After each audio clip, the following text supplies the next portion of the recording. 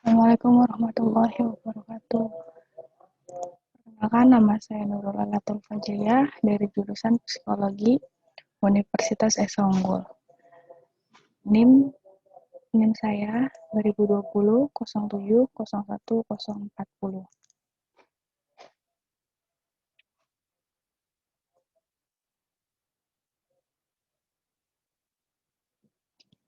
Nah, di sini saya akan menjelaskan tentang beberapa pengertian dari harmoni dan kewajiban.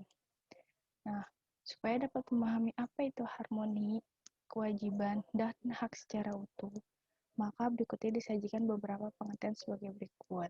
Yang pertama, harmoni dari bahasa Yunani. Harmonia berarti terikat secara serasi atau sesuai. Secara filosofi, harmoni adalah kerja sama antara berbagai faktor dengan demikian rupa, sehingga faktor-faktor tersebut dapat menghasilkan suatu kesatuan yang luhur. Harmoni bersinonim dengan makna adanya keseimbangan, keselarasan, kesesuaian, kepaduan, dan ketertiban. Kedua, kewajiban adalah sesuatu yang harus dilaksanakan. Keharusan melakukan sesuatu. Menurut Notonegoro, tahun 1975, kewajiban merupakan sesuatu yang harus dilakukan. Dalam kehidupan bernegara, kewajiban dibagi menjadi dua, yaitu kewajiban negara kepada warga negara dan kewajiban warga negara kepada negara. Jika merujuk pengertian kewajiban sebagai suatu keharusan untuk dilaksanakan, maka harus negara mempunyai kewajiban kepada warga negara. Arti negara suatu konsekuen melaksanakan terutama untuk kepentingan penyelenggaraan negara kepada Dr. Andes Samsuri Duan, MPD, edisi revisi tahun 2020 warga negara. Sebaliknya, warga negara mempunyai kewajiban kepada negara secara konsekuen harus dilakukan bagi kepentingan negara. Ketiga, hak adalah kuasa untuk menerima atau melakukan sesuatu yang semestinya diterima atau dilakukan oleh pihak tertentu dan tidak dapat oleh pihak lain manapun juga yang berpartisipasi dituntutnya secara paksa olehnya dalam kehidupan bernegara. Hak dibagi menjadi dua, yaitu hak negara dari warga negara dan hak warga negara dari negara. Jika merujuk pengertian hak sebagai kuasa untuk menerima, maka bila negara mempunyai hak warga negara mempunyai kewajiban kepada negara. Contoh lainnya, jika warga Dr. Andes Samsuri Duan, MPD edisi revisi tahun 2020, negara telah membayar pajak sebagai bentuk kewajibannya terhadap suatu negara yang dilakukan secara konsisten. Maka dari suatu kewajiban bagi negara untuk memberikan pelayanan yang baik, memberikan kenyamanan dan rasa aman dalam kehidupan berbangsa, serta meningkatkan kemakmuran yang adil dan merata bagi seluruh bangsa Indonesia. Yang B. Hak dan kewajiban warga negara kepada negara. Menurut Undang-Undang Dasar Republik Indonesia UUD NRI 1945 hasil amandemen, bahwa setiap warga negara Indonesia tanpa terkecuali mempunyai hak implementasi untuk kelangsungan kehidupan berbangsa dan bernegara. Pasal 27 Ayat 2, setiap warga negara berhak mendapatkan pekerjaan dan kehidupan yang layak bagi manusia. Ayat 3, setiap warga negara berhak dan wajib ikut serta dalam upaya pembelaan negara. Pasal 28A, setiap warga negara berhak untuk hidup serta berhak mempertahankan hidup dan kehidupan. Pasal 24B ayat 1, setiap warga berhak membentuk kewarganegaraan dan berhak melanjutkan keturunan melalui perkawinan yang sah. Pasal 28B ayat 2, setiap anak berhak atas kelangsungan hidup, tumbuh dan berkembang serta berhak atas perlindungan dan kekerasan dan diskriminasi. Dan masih banyak lagi pasal-pasal yang terkait dalam hal tersebut. Tentu silakan menggali sebanyak-banyak dalam UUD NKRI terkait dengan hal-hal yang berhubungan dengan hak-hak kewajiban warga negara. Namun perlu diingat bahwa setiap hak pasti diawali oleh suatu kewajiban akan terpenuhi bila kewajiban sudah tunai dilaksanakan. Jangan sebaliknya meminta, bahkan memaksa memperoleh hak sebuah menunaikan kewajiban, sebab itu tidak etis dan melanggar norma, kaidah dan peraturan hukum. Sebagai warga negara yang baik dan cerdas, maka selayaknya tindakannya harus mengutamakan kewajiban, bukan sebaliknya, mengutamakan hak tetapi tidak bertanggung jawab. Secara spesifik, bila dihubungkan dengan konteks bela negara, konflik membangun masyarakat mengungkap bahwa 70% orang enggan bertanggung jawab tidak ikhlas bela negara. 62% orang enggan bertanggung jawab setuju ada konflik sosial.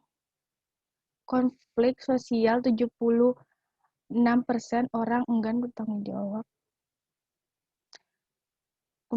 Tidak setuju adanya pembangunan masyarakat. Terminologi orang enggan bertanggung jawab atas perbuatannya adalah orang yang hanya berani berbuat namun tidak mau ambil resiko. Pikirannya hanya untuk mendapatkan hak tetapi mengabaikan kewajiban. Pada umumnya, orang yang masuk dalam kategori enggan bertanggung jawab atas perbuatan sendiri berasal dari hampir semua lapisan masyarakat dan tersebar dalam berbagai bidang profesi pekerjaan, kecuali orang-orang yang memiliki iman dan takwa yang kuat, moralitas yang tinggi dan komitmen terhadap kewajiban. Karakter yang enggan bertanggung jawab atas perbuatan sendiri maka dilihat pada komunitas, misalnya, pada oknum aparat ASN lebih suka menuntut kewajiban berupa honor dan gaji, dan enggan melaksanakan kewajiban berupa melaksanakan tugas yang menjadi tanggung jawabnya. Bagi oknum pelaku tidak kriminal, penjahat pemula dan residivis, kejahatan pembunuhan, perampokan, begal, kejahatan seksual, persekusi, bully, dan lainnya yang menimbulkan tindak kejahatan. Oknum yang enggan bertanggung jawab atas perbuatan sendiri akan mengakui kesalahannya, sedapat mungkin menghindar lari bertanggung jawab dan menghilang identitas. Contoh seseorang manajer perusahaan memiliki banyak kewajiban, diantaranya adalah memberi gaji kepada karyawan setiap bulan. Wajib diberikan kepada setiap karyawan yang telah menunaikan tugas pekerjaan dalam kurun waktu 1 bulan kerja. Apabila tidak diberikan, maka manajer akan mendapatkan sanksi dan hukuman dari penegak hukum karena sudah melanggar ketentuan peraturan perundang-undangan yang berlaku dan mengatur tentang hak kewajiban. Ini baru yang bersifat horizontal, artinya yang berhubungan dengan sesama manusia.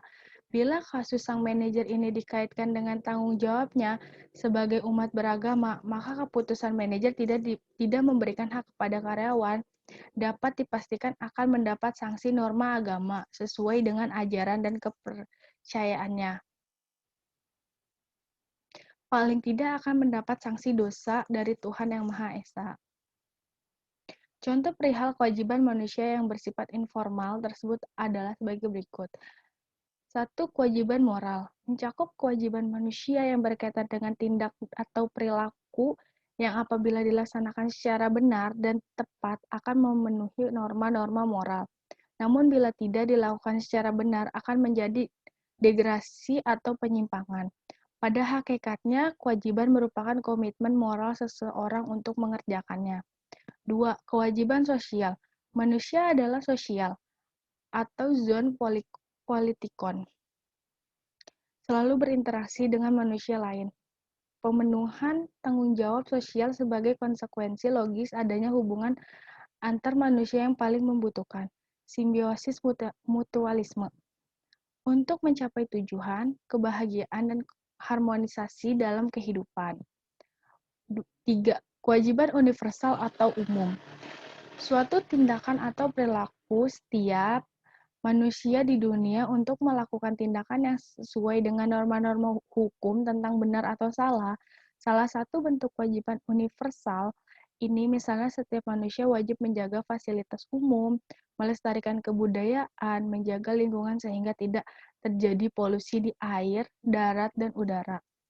Kewajiban mutlak menyangkut hubungan manusia dengan Sang Pencipta Tuhan Yang Maha Esa yang menciptakan manusia, alam, dan seisinya. Kewajiban ini bersifat vertikal. Manusia wajib melakukan perintah Tuhan sesuai dengan anjuran agama dan kepercayaan. Kewajiban menunaikan perintah Tuhan ini merupakan kewajiban mutlak bagi manusia. Terima kasih, sekian yang bisa saya sampaikan. Kurang lebihnya, bila ada salah-salah dalam materi yang sudah saya sampaikan, mohon maaf untuk ke kawan-kawan dan yang lain yang menonton video saya ini. Terima kasih. Wassalamualaikum warahmatullahi wabarakatuh.